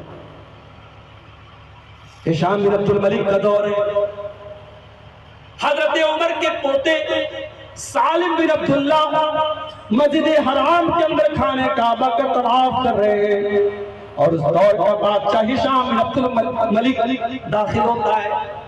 لوگوں نے بتایا کہ یہ جو صاحب ہے یہ سالم بن عبداللہ ہیں، یہ حضرت عمر کے پوتے ہیں، یہ عبداللہ بن عمر کے بیٹے ہیں۔ ہشام بن عبد الملک آتا ہے اور کہتا ہے سلنی حاجتن، اے سالم بن عبداللہ، تم حضرت عمر کے پوتے ہو، تم بہت بڑی شخصیت ہو، اور میں اس دور کا بادشاہ ہوں، میں خلیفہ ہوں۔ اے سالم، تم مجھ سے کوئی چیز مانگو، میں تم کو دینے کو تیار ہوں، تم کو کیا چاہیے تم مانگ لو۔ سالم کہتے ہیں اے خلیفہ وقت، اے امیر المومنین، یہ اللہ کا گھر ہے، یہ خانہ کعبہ ہے، یہ مسجد حرام ہے، مجھے مجھے شرم آ رہی ہے کہ میں اللہ کے گھر میں کسی اور سے کچھ مانگوں، یہاں میں آپ سے کچھ نہیں مانگ سکتا۔ سالم بن عبداللہ طواف کرنے لگے، ہشام بھی طواف کرنے لگا۔ طواف کرنے کے بعد جب حضرت سالم مسجد حرام سے باہر آئے، خانہ کعبہ کے پاس سے باہر نکلے، باہر حضرت سالم کا ہاتھ پکڑا ہشام بن عبد الملک نے اور کہا کہ اے سالم، اب تو تم مسجد حرام سے باہر آ چکے ہو، سلنی حاجتن، اب مجھ سے کوئی سوال کرو، اب مجھ سے کوئی چیز مانگو، میں آپ کو دینے کو تیار ہوں۔ سالم بن عبداللہ نے کہا یہ بتائیے کہ آپ میری کون سی ضرورت پوری کریں گے؟ ام من حوائج الدنیا ام من حوائج الآخرہ، آپ میری دنیا کی ضرورت پوری کریں گے یا آخرت کی ضرورت پوری کریں گے؟ ہشام بن عبد الملک نے کہا اے سالم، آخرت کی ضرورت تو کوئی بھی پوری نہیں کر سکتا ہے، میں دنیا ہی کی کوئی ضرورت آپ کی پوری کر سکتا ہوں۔ اگر آپ کو دنیا کا کوئی سامان چاہیے، کوئی چیز چاہیے، روپیہ پیسہ چاہیے، کپڑا لتا چاہیے، میں دنیا کا سامان آپ کو دینے کو تیار ہوں۔ سالم بن عبداللہ نے کیا پیارا جواب دیا، کہا کہ ما سألت الدنیا ممن یملکها فکیف اسألها ممن لا یملکها۔ اے ہشام بن عبد الملک، اے امیر المومنین، اے خلیفہ وقت، میں نے تو دنیا اس سے بھی نہیں مانگی جو دنیا کا مالک ہے، میں نے تو اس کے دربار میں بھی دنیا کا سوال نہ کیا، میں نے اس سے دنیا نہ مانگی، میں تجھ سے کیسے دنیا مانگ سکتا ہوں؟ تو دنیا کا مالک بھی نہیں ہے، جب دنیا کے مالک سے میں نے دنیا نہیں مانگی تو تجھ سے میں کیسے دنیا مانگ سکتا ہوں؟ میرے پیارے ساتھیوں، یہ ہمارے اسلاف تھے، یہ صحابہ کرام کی اولادیں تھی۔ ہم اور آپ اپنے گریبانوں میں جھانک کے دیکھیں، آج ہماری زندگی میں ہائے دنیا ہائے دنیا، ہم آخرت کی تیاری نہیں کرتے۔ گرمی کا موسم آیا، گھروں میں اے سی لگ گئی، کار میں اے سی لگ گئی، گھروں میں کولر لگ گیا، کوئی یہ کیوں نہیں سوچتا کہ قبر میں گرمی لگے گی، وہاں کیا انتظام ہوگا؟ کوئی یہ کیوں نہیں سوچتا 9 کروڑ 30 لاکھ میل کی دوری پر سورج ہے اور 40 اور 44 ڈگری پر جب پارا چڑھتا ہے تو ہم سے دھوپ برداشت نہیں ہوتی ہے، ہم سے گرمی برداشت نہیں ہوتی ہے۔ میں بنارس سے آیا، کار میں بیٹھا تھا، اے سی چالو کر کے میں سفر میں، جب تک اے سی نہیں چالو ہوئی سفر میں رہا تو سکون ہمیں نہیں ملتا۔ آج ہم دنیا میں بغیر اے سی کی زندگی نہیں گزارتے، بغیر ٹھنڈک کے ہم رہ نہیں سکتے گرمی کے موسم میں۔ میرے پیارے ساتھیوں، جب یہ سورج 1 میل کی دوری پر ہوگا، جب پسینے سے لوگ بے حال ہوں گے، جب گرمی سے بے حال ہوں گے، اس دن ہم گرمی سے کیسے بچیں گے؟ میرے پیارے ساتھیوں، اس کی کوئی چنتا کیوں نہیں کرتا، اس کی کوئی فکر کیوں نہیں کرتا، اس گرمی سے بچنے کے لیے کوئی انتظام کیوں نہیں کرتا؟ میرے پیارے ساتھیوں، آج ہمارے نوجوان دنیا کے بارے میں سوچتے ہیں مگر آخرت سے بے خبر۔ اور آگے بڑھیے، ہمارے نوجوانوں میں ایک بہت بڑی برائی زناکاری کی شکل میں بھی پنپ رہی ہے، اور میں بڑی ذمہ داری کے ساتھ بات کر رہا ہوں۔ آج انڈیا کے بہت سارے لوگ نیپال کے کاٹمنڈو آتے ہیں اور باقاعدہ بعض لوگوں کے بارے میں تصدیق کے ساتھ مجھے معلوم ہوا کہ وہ بدکاری اور زناکاری کرنے کے لیے کاٹمنڈو آتے ہیں۔ غور کرو میرے پیارے بھائیوں، انسان ایک گناہ کرنے کے لیے ایک ملک سے دوسرے ملک کا سفر کر رہا ہے، اور جس چیز کو اللہ نے اتنا بڑا گناہ قرار دیا، جس گناہ کے بارے میں اللہ نے قرآن میں یہ نہیں فرمایا کہ تم زنا مت کرو، فرمایا وَلَا تَقْرَبُوا الزِّنَا، تم زناکاری کے قریب بھی نہ جانا، إِنَّهُ كَانَ فَاحِشَةً وَسَاءَ سَبِيلًا، یہ بہت گندا کام اور بہت برا راستہ ہے۔ جس زنا کی سزا اتنی کٹھور رکھی گئی کہ اگر کنوارا کوئی لڑکا اور کنواری کوئی لڑکی اگر زنا کرے تو اسلام کہتا ہے الزانیۃ والزانی فاجلدوا کل واحد منہما 100 جلدہ، زناکار کو، زنا کرنے والے کو اور زنا کرنے والی کو 100 کوڑے مارو۔ اور جب یہ سزا دی جائے تو قرآن یہ بھی کہتا ہے وَلْيَشْهَدْ عَذَابَهُمَا طَائِفَةٌ مِّنَ الْمُؤْمِنِينَ، جب زنا کار کو سزا دی جائے تو پبلک کے سامنے دی جائے، لوگوں کے سامنے دی جائے، تاکہ لوگوں کو پتا چلے کہ زنا کتنا بڑا گناہ ہے۔ اور اگر کوئی شادی شدہ انسان زنا کرے تو اس کی سزا کیا ہے؟ اس کو پتھروں سے مار مار کے ختم کر دینا ہے۔ اتنی کٹھور سزا رکھی۔ آج وہ زناکاری عام ہو رہی ہے، اور ہم شاید 10-15 سالوں کے بعد جب سوشل میڈیا کا استعمال اور زیادہ ہونے لگے گا اور موبائل سے اور سوشل میڈیا سے لڑکے لڑکیاں ایک دوسرے سے تعلق اور زیادہ قائم کرنے لگیں گے، تب شاید ہم اس دور میں بھی پہنچ جائیں گے جب ہمارے پڑوس کے بارے میں، ہمارے محلے کے کسی انسان کے بارے میں ہم کو پتہ چلے گا کہ اس نے زنا کیا ہے، تو ہم اس کو بڑے ہلکے میں لیں گے، چلو یار کیا ہو گیا، سب لوگ کر رہے ہیں، اس نے کر لیا۔ وہ اسٹیج اور وہ دور اور وہ حالات بھی میرے بھائیو آ رہے ہیں۔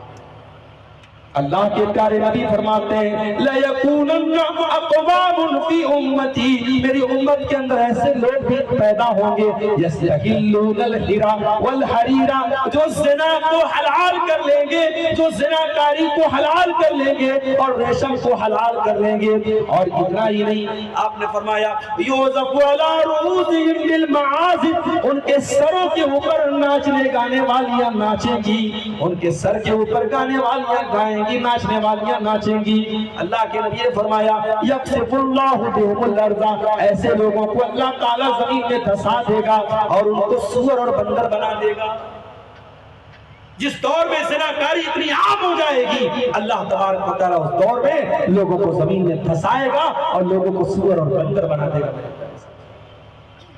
اور مصنف ابن ابی شیبہ کی ایک صحیح روایت یہ الفاظ بھی موجود ہیں، لا تقوم الساعة حتى يتسافد الناس في الطريق تسافد الحمیر، قیامت اس وقت تک نہیں آئے گی جب تک لوگ راستوں میں کھلے عام جانوروں کی طرح زناکاری نہیں کرنے لگیں گے۔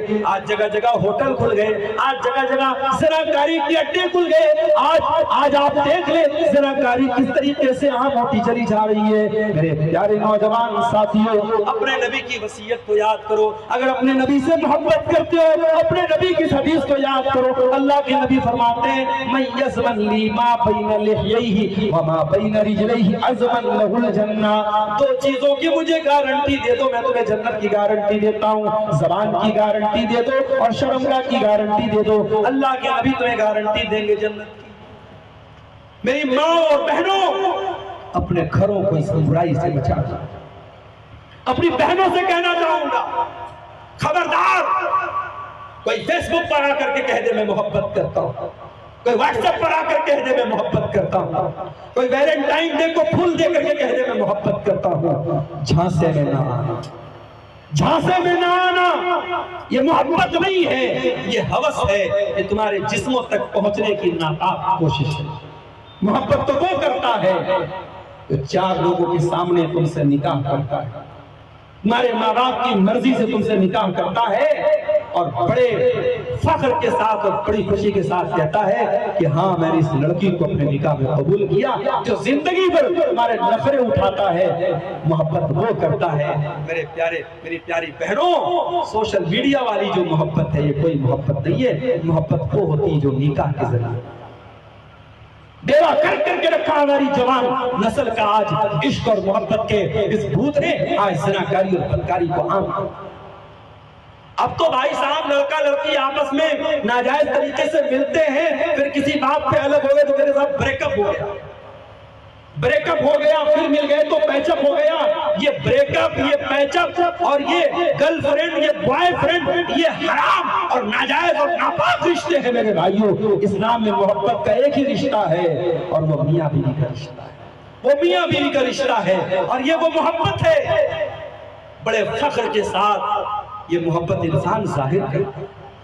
جس محبت کو چھپانا پڑے، جس محبت پر شرمندہ ہونا پڑے، وہ محبت نہیں ہوتی۔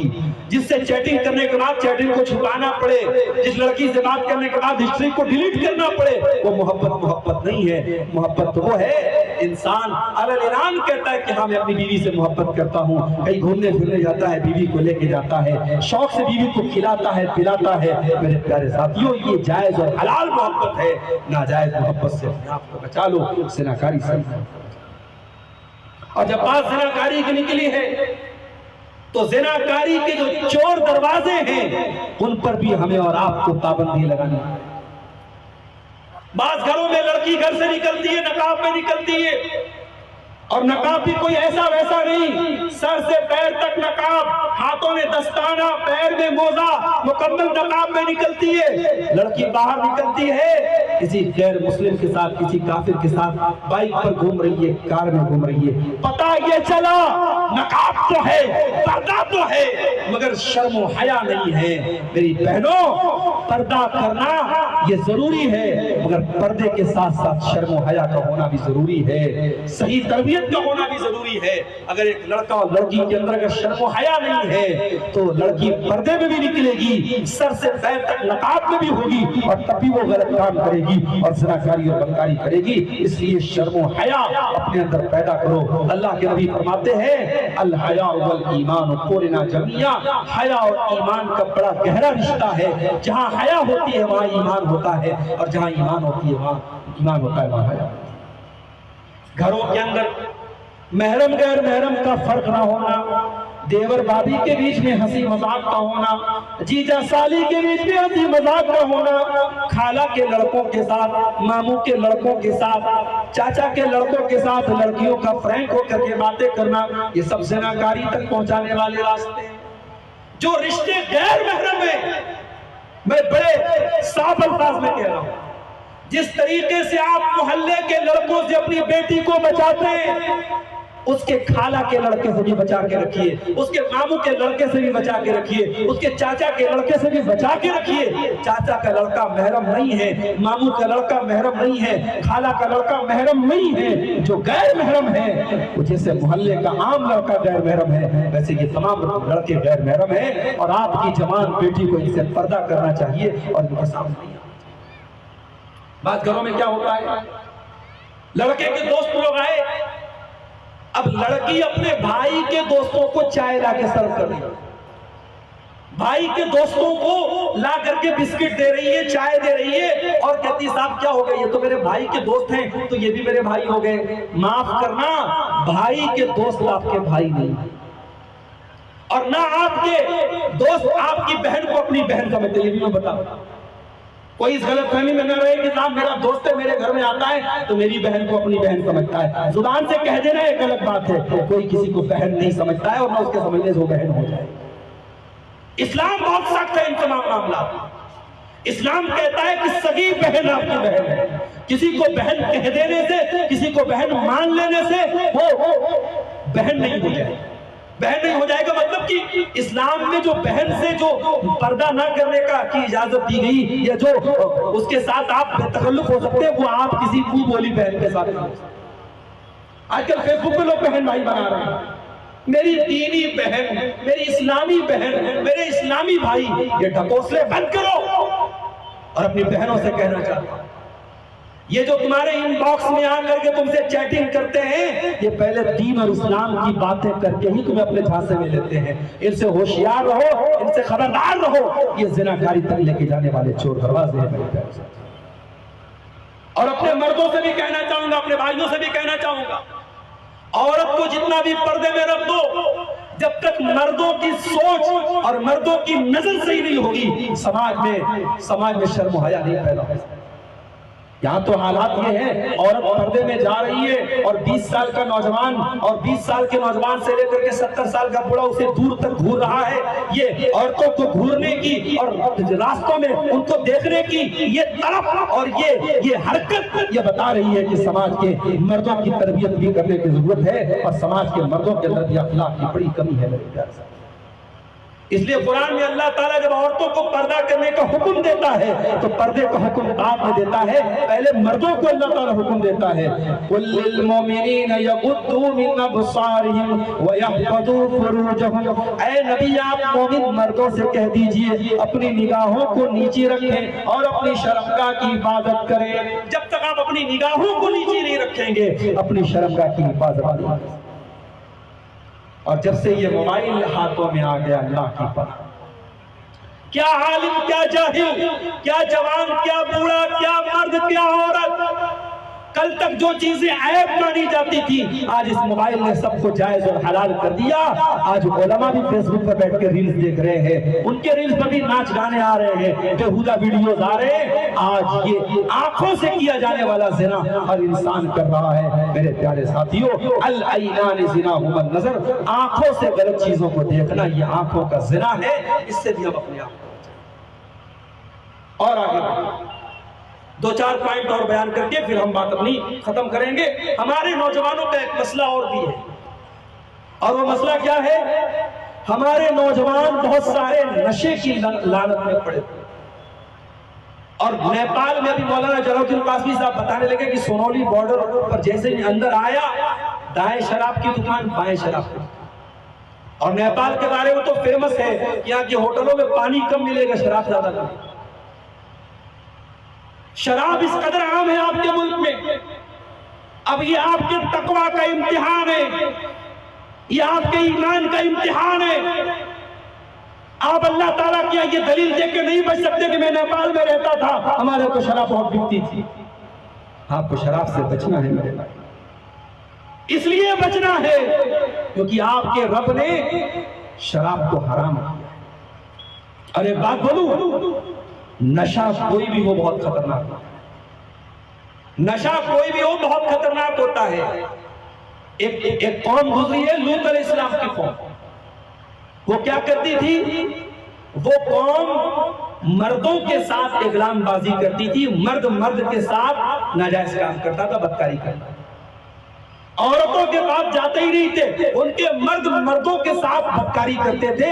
دنیا میں یہ گندا اور خبیث کام سب سے پہلے لوط علیہ السلام کی قوم نے کیا.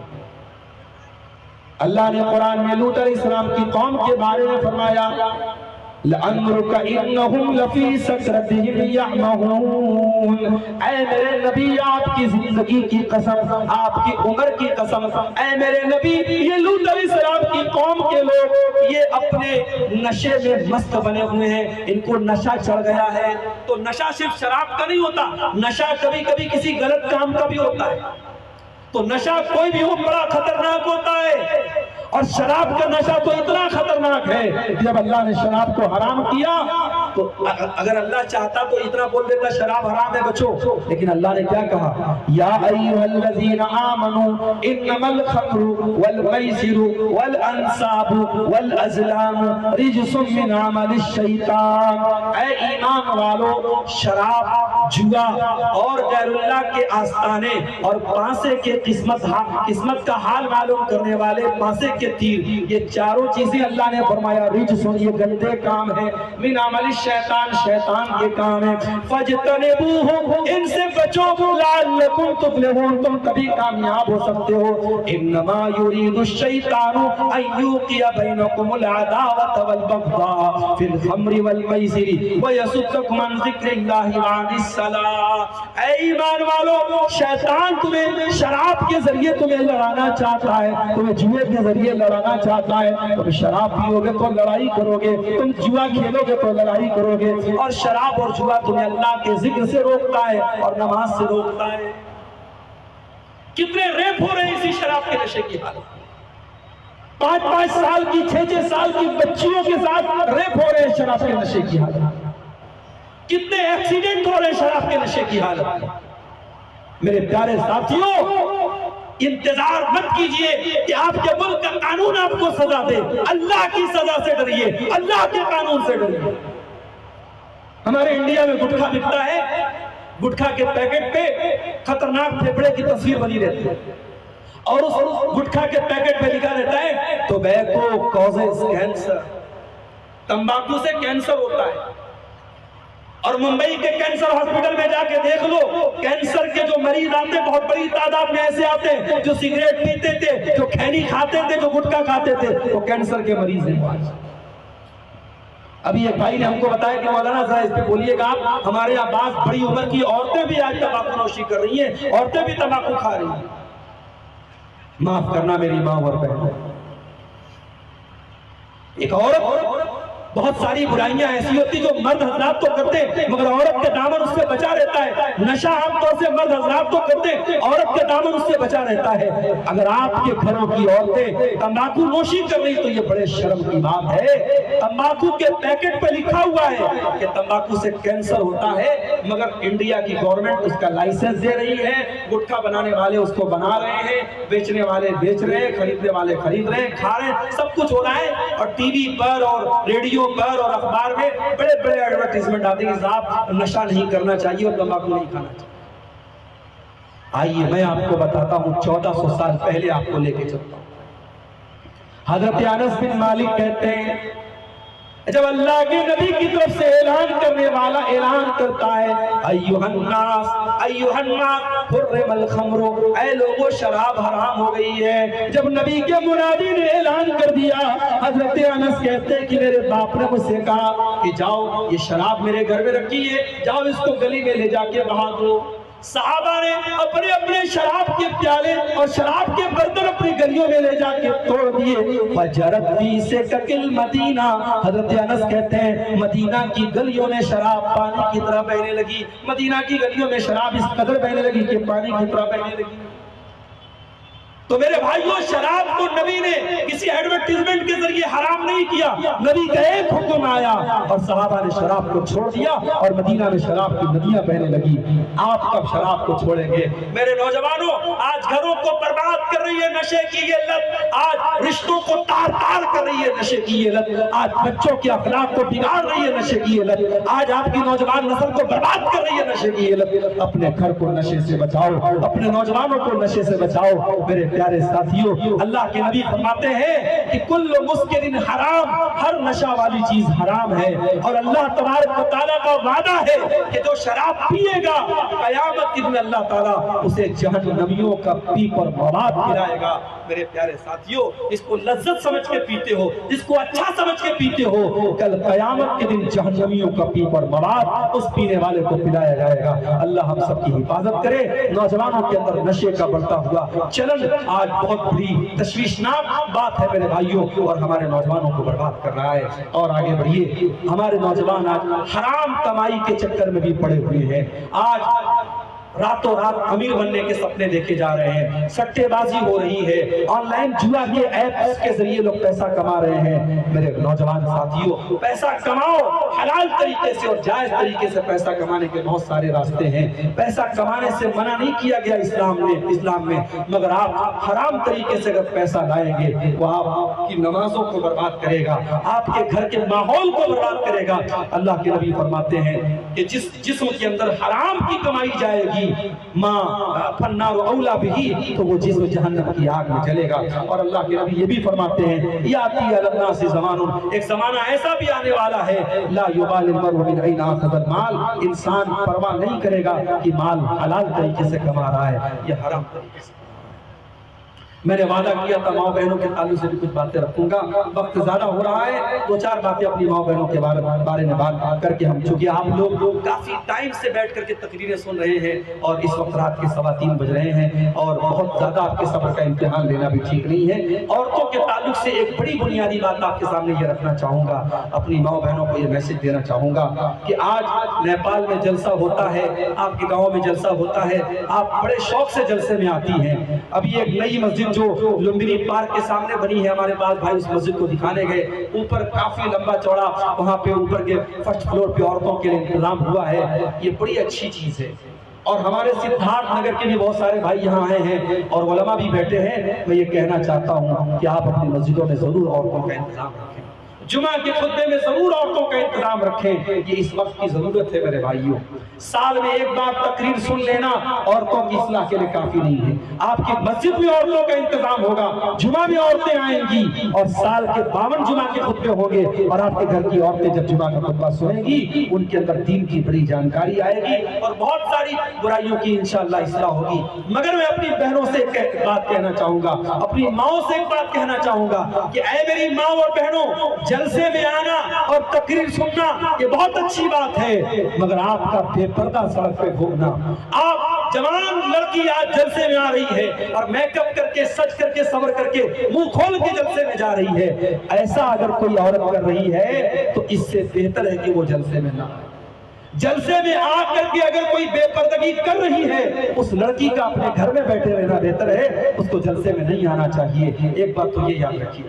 دوسری بات یہ کہ آپ تقریر سنتی ہیں، آپ جلسے میں جاتی ہیں، لیکن بہت ساری عورتیں ایسی ہوتی ہیں کہ جو علماء سے بہت محبت کرتی ہیں، علماء کی تقریریں سنتی ہیں، مگر اپنے شوہر کے حقوق کا خیال نہیں کرتی، شوہر کی بات نہیں مانتی، شوہر کی عزت نہیں کرتی، شوہر کا جائز حق ادا نہیں کرتی، معاف کیجئے گا میری ماں اور بہنوں، آپ کا تقریر سننا اور آپ کا علماء سے محبت کرنا اور آپ کا دین سے محبت کرنا یہ سب بیکار ہو جائے گا اگر آپ نے اپنے شوہر کا جائز حق اور اس کے جائز حقوق اس کو نہیں دیے۔ اللہ کے پیارے نبی کے پاس ایک عورت آتی ہے، اللہ کے نبی صلی اللہ علیہ وسلم پوچھتے ہیں کہ کیا تو شادی شدہ ہے؟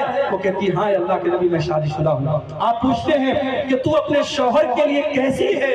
تو کہتی ہے کہ اللہ کے رسول میں اپنے شوہر کی بہت خدمت کرتی ہوں، کوئی نہیں کرتی ہوں۔ اللہ کے نبی فرماتے ہیں فانظری اینما انت منہ، تو دیکھ لے تو اپنے شوہر کے ساتھ کیسا سلوک کرتی ہے، فانما هو جنتک ونارک، تیرا شوہر ہی تیری جنت ہے اور تیرا شوہر ہی تیری جہنم ہے۔ میری پیاری ماں اور بہنوں، شوہر کو ناراض کرنے والی، شوہر کے حقوق کی حق تلفی کرنے والی عورت جہنم کی حقدار بنے گی۔ اسی لیے اللہ کے نبی سے پوچھا گیا کہ کون سی عورت سب سے بہترین عورت ہے؟ آپ نے فرمایا التی تسرہ اذا نظر، جب شوہر دیکھے تو خوش ہو جائے، وَتُطِيعُهُ إِذَا أَمَرَ، اور جب شوہر کوئی بات کہے تو بیوی مانے، وَلَا تُخَالِفْهُ فِي نَفْسِهَا وَمَالِهِ بِمَا يَكْرَهُ، اور اپنی آبرو کی حفاظت کرے اور شوہر کے مال کی حفاظت کرے۔ میری ماں اور بہنوں، وقت کی ضرورت ہے، آپ اگر ایک ماں ہیں ایک اچھی ماں بنے۔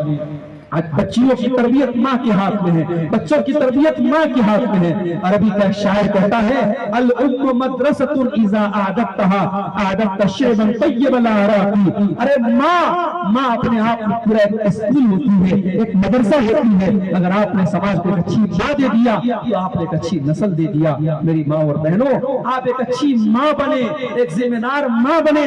بچیاں بڑی ہو جائیں کہاں جا رہی ہیں، کس سے بات کر رہی ہیں، بے پردہ تو نہیں جا رہی ہے، نماز ٹائم سے پڑھ رہی ہے کہ نہیں پڑھ رہی ہے۔ ایک ماں کو ان سب باتوں پر نظر رکھنی چاہیے۔ بیٹی کیسا کپڑا پہن رہی ہے، کہیں بے حیائی والا کپڑا تو نہیں پہن رہی ہے۔ ماں کی ذمہ داری ہے، باپ کی ذمہ داری ہے کہ گھر میں بے حیائی کو روکے۔ میرے پیارے ساتھیوں، اگر عورتیں بے پردگی کر رہی ہیں تو کہیں نہ کہیں مردوں کی بے غیرتی بھی ذمہ دار ہے۔ اللہ کے پیارے نبی فرماتے ہیں قیامت کے دن 3 لوگ ایسے ہوں گے جن کی طرف نہ تو اللہ تعالیٰ دیکھے گا، نہ ان سے بات چیت کرے گا، نہ ان کو گناہوں سے پاک اور صاف کرے گا۔ ان 3 لوگوں میں وہ انسان بھی ہوگا الدیوث الذی یقر فی اہلہ الخبث، جس کے گھر میں بے حیائی ہو رہی ہو، جس کے گھر میں غلط کام ہو رہا ہو اور اس کو کوئی فرق نہ پڑے، اس بے غیرت مرد کی طرف بھی اللہ تعالیٰ قیامت کے دن نہیں دیکھے گا۔ تو اپنے گھروں کو میرے بھائیوں بے حیائی سے ہم روکیں، گھروں میں نماز کا ماحول پیدا کریں، گھروں میں دین کا ماحول پیدا کریں، علماء سے محبت کا ماحول پیدا کریں۔ کبھی کبھی نیک لوگوں کو اور علماء کو اپنے گھر میں بلائیں، اپنے بچوں کو متعارف کرائیں، گھر کے دسترخوان پر علاقے کے محلے کے نیک اور صالح لوگوں کو بلائیں۔ ان سب چیزوں سے بھی گھر میں میرے بھائیوں برکت آتی ہے اور گھر کی خواتین کے اخلاق پر بھی اثر پڑتا ہے۔ یہ بہت ساری باتیں میں نے اس موضوع پر رکھی ہیں، ہمارے نوجوانوں کی اصلاح کے تعلق سے اور ہماری ماں بہنوں کی اصلاح کے تعلق سے یہ چند باتیں رکھی گئی ہیں۔ ہم دعا کرتے ہیں رب العالمین آج کے اس پروگرام میں ہم سب کے آنے کو، ہمارے جمع ہونے کو، سننے سنانے کو اے اللہ تو قبول فرما لے۔ رب العالمین جن بھائیوں کی محنتوں سے آج کا یہ پروگرام منعقد ہوا ہے، بڑی محنتوں اور بڑی قربانیوں اور بڑے خرچ کے بعد یہ پروگرام ہوتے ہیں، اے اللہ اس پروگرام میں آنے والا یا آنے والی کوئی ایک اللہ کا بندہ یا اللہ کی بندی اگر وہ اپنے عمل کی اصلاح کر لے، اپنے عقیدے کی اصلاح کر لے تو اے اللہ ان لوگوں کی محنت کامیاب ہے۔ اے اللہ تو توفیق لے کہ یہ جلسہ، یہ پروگرام بامقصد ہو، اپنے مقصد میں کامیاب ہو۔ کہنے والوں سننے والوں کو سب کو اللہ تو عمل کی توفیق عطا فرما۔ اے اللہ جو ہمیں بیمار ہیں ان کو شفا کامل عطا فرما، جو روزی روٹی سے پریشان ہیں ان کے کاروبار میں برکت نصیب فرما۔ اے اللہ جب تک ہم دنیا میں زندہ رہیں ہمیں اسلام پر زندہ رکھ اور ہم سب کا خاتمہ ایمان پر ہو۔ آپ لوگ جا رہے ہیں، فجر کی نماز کے وقت میں بہت زیادہ ٹائم نہیں ہے، آپ گھروں میں جا کے سو نہ جائیں اور فجر کی نماز ادا کرنے کے بعد ہی آپ جو ہے وہ سوئیں۔ اللہ تعالی ہم سب کو نماز کی توفیق عطا فرمائے، آمین۔ وآخر دعوانا الحمدللہ۔